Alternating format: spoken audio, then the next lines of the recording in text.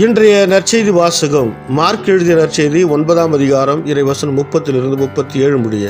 அவர்கள் அங்கிருந்து புறப்பட்டு கலிலேய வழியாக சென்றார்கள். அது யாருக்கும் தெரியக்கூடாது என்று இயேசு விரும்பினார். ஏனெனில் மானிட மகன் மக்களின் கையில் ஒப்புவிக்கப்படவிருக்கிறார்.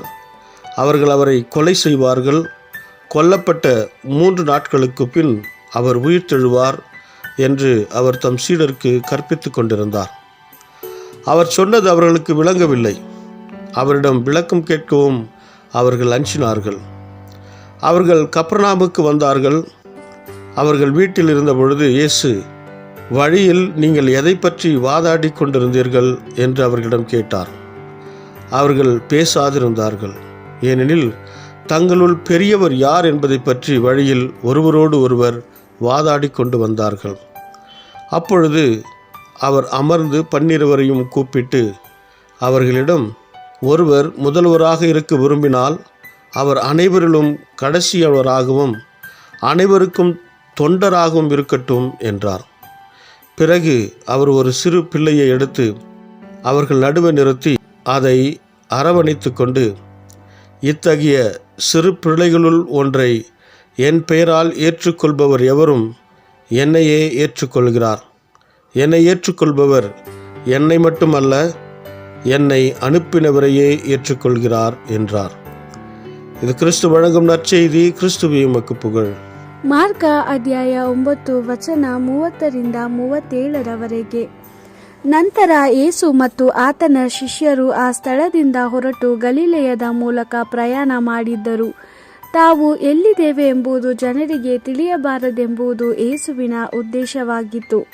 ಏಕೆಂದರೆ ಆತನು ತನ್ನ ಶಿಷ್ಯರಿಗೆ ಏಕಾಂತವಾಗಿ ಉಪದೇಶಿಸಬೇಕೆಂದಿದ್ದನು. ಯೇಸು ಅವರಿಗೆ, ಮನುಷ್ಯಕುಮಾರನನ್ನು ಜನರ ವಶಕ್ಕೆ ಕೊಡುವರು, ಜನರು ಆತನನ್ನು ಕೊಲ್ಲುವರು, ಕೊಲ್ಲಲ್ಪಟ್ಟ 3ನೆಯ ದಿನದಲ್ಲಿ ಆತನು ಜೀವಂತವಾಗಿ ಎದ್ದು ಬರುವನು ಎಂದು ಹೇಳಿದನು. ಆದರೆ ಯೇಸು ಹೇಳಿದ್ದು ಶಿಷ್ಯರಿಗೆ ಅರ್ಥವಾಗಲಿಲ್ಲ ಮತ್ತು ಅದರ ಅರ್ಥವನ್ನು ಕೇಳುವುದಕ್ಕೂ ಅವರು ಭಯಪಟ್ಟರು. ಯೇಸು ಮತ್ತು ಆತನ ಶಿಷ್ಯರು ಕಪೆರ್ನೌಮಿಗೆ ಹೋದರು. ಅವರು ಒಂದು ಮನೆಯೊಳಗಿದ್ದಾಗ ಆತನು ತನ್ನ ಶಿಷ್ಯರಿಗೆ, ಈ ದಿನ ನೀವು ದಾರಿಯಲ್ಲಿ ವಾದ ಮಾಡುತ್ತಿದ್ದದ್ದನ್ನು ಕೇಳಿಸಿಕೊಂಡೆ. ನೀವು ಯಾವುದರ ಬಗ್ಗೆ ವಾದ ಮಾಡುತ್ತಿದ್ದೀರಿ ಎಂದನು. ಆದರೆ ಶಿಷ್ಯರು ಉತ್ತರಿಸಲಿಲ್ಲ, ಏಕೆಂದರೆ ತಮ್ಮಲ್ಲಿ ಎಲ್ಲರಿಗಿಂತಲೂ ದೊಡ್ಡವನು ಯಾರೆಂಬುದರ ಕುರಿತು ಅವರು ವಾಗ್ವಾದ ಮಾಡಿದರು. ಯೇಸು ಕುಳಿತುಕೊಂಡು 12 ಜನ ಅಪೊಸ್ತಲರನ್ನು ತನ್ನ ಬಳಿಗೆ ಕರೆದು ಅವರಿಗೆ, ನಿಮ್ಮಲ್ಲಿ ಅತ್ಯಂತ ಪ್ರಮುಖ ವ್ಯಕ್ತಿಯಾಗಬೇಕೆಂಬುದು ಬಯಸುವವನು ಉಳಿದ ಎಲ್ಲರನ್ನು ತನಗಿಂತಲೂ ಹೆಚ್ಚು ಪ್ರಮುಖರೆಂದು ಭಾವಿಸಿಕೊಂಡು ಎಲ್ಲರ ಸೇವೆ ಮಾಡಬೇಕು ಎಂದು ಹೇಳಿದನು. ನಂತರ ಯೇಸು ಒಂದು ಚಿಕ್ಕ ಮಗುವನ್ನು ಕರೆದು ಆ ಮಗುವನ್ನು ಶಿಷ್ಯರ ಮುಂದೆ ನಿಲ್ಲಿಸಿ ಅದನ್ನು ತನ್ನ ಕೈಗಳಲ್ಲಿ ಎತ್ತಿಕೊಂಡು ಅವರಿಗೆ, ನನ್ನ ಹೆಸರಿನಲ್ಲಿ ಇಂಥ ಮಕ್ಕಳನ್ನು ಸ್ವೀಕರಿಸಿಕೊಳ್ಳುವವನು ನನ್ನನ್ನೇ ಸ್ವೀಕರಿಸಿಕೊಂಡಂತಾಯಿತು. ನನ್ನನ್ನು ಸ್ವೀಕರಿಸಿಕೊಳ್ಳುವವನು ನನ್ನನ್ನು ಕಳುಹಿಸಿದಾತನನ್ನೇ ಸ್ವೀಕರಿಸಿಕೊಂಡಂತಾಯಿತು ಎಂದು ಹೇಳಿದನು. ದೇವರ ವಾಕ್ಯವಿದು. ದೇವರಿಗೆ ಕೃತಜ್ಞತೆ ಸಲ್ಲಲಿ. Gospel according to Mark chapter 9 verse 30-37. After leaving that place, they made their way through Galilee. But Jesus did not want people to know where he was, because he was teaching his disciples and telling them, the Son of Man will be delivered into the hands of men. They will kill him, but 3 days after he has been killed, he will rise. The disciples, however, did not understand these words, and they were afraid to ask him what he meant. They came to Capernaum, and once inside the house, Jesus asked them, what were you discussing on the way?